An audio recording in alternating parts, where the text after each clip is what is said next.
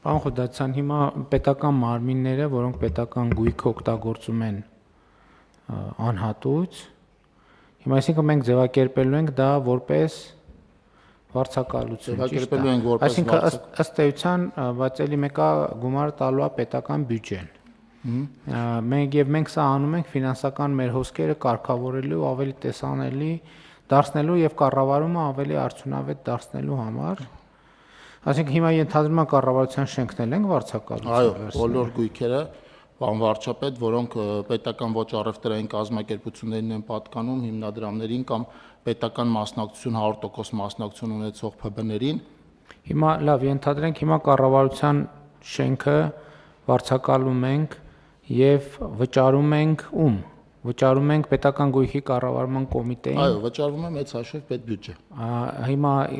չենք վճարում ենք, դրանից ի՞նչ է փոխվում մեր կյանքում։ Ինչն է։ Բա վարչապետ, գույքը գնահատվում է, սա նաև լրացուցիչ ծախս է, ուրեմն գերատեսչության վրա առաջանում, նաև նպատակահարմարություն է հետագայում այդ գույքերի օգտագործման կորոշվի։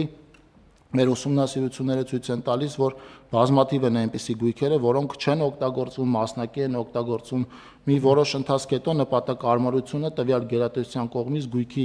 օգտագործման ավելի պարզ կլինի։